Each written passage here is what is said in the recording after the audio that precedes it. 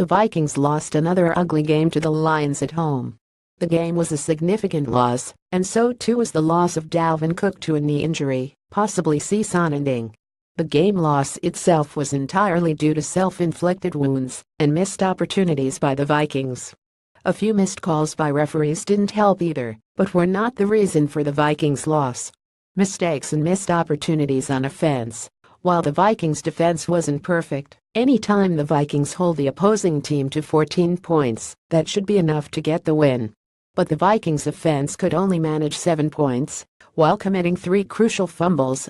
Up 73 at halftime, the Vikings had the ball to begin the second half and promptly turned the ball over on a wildcat formation with Jerick McKinnon at QB. He muffed the handoff with Dalvin Cook, which the Lions recovered. The Vikings' second possession of the second half also ended on a fumble by Dalvin Cook, the play he injured his knee. And finally Adam Thielen coughed up the ball on the Vikings' final possession of the game, which was a good opportunity to tie the game or win it. But the 3 turnovers were not the extent of the Vikings' miscues on offense. Jerick McKinnon had a key drop on 3rd and 12 which cost the Vikings a quick out deep in their own territory. Case Keenum also missed an open Adam Thielen for a touchdown, which led instead to Kai Forbath's first missed field goal as a Viking. Keenum was also a little off the mark on a couple throws that would have been first downs, but instead were incompletions. Overall, the offensive line held up well, protecting Keenum well enough and opening up some good holes for Dalvin Cook before he went down. The only sack was allowed by David Morgan, who whiffed in pass protection on the play. But that was small consolation for a Vikings offense that couldn't manage much the whole game and was really key to a crucial Vikings loss at home against a division rival missing some key players.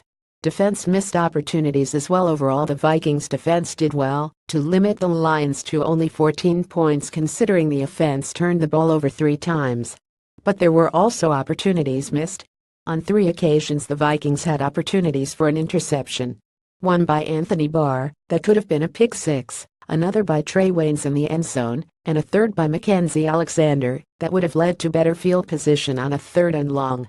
But overall the Vikings defense played very well, generating 7 sacks and playing good coverage, with the exception of the Lions' pass at times. Run defense was not as good, mainly due to some poor tackling and a big 39-yard run allowed early. But this was not the reason for the Vikings' loss, as teams seldom win when only scoring 7 points.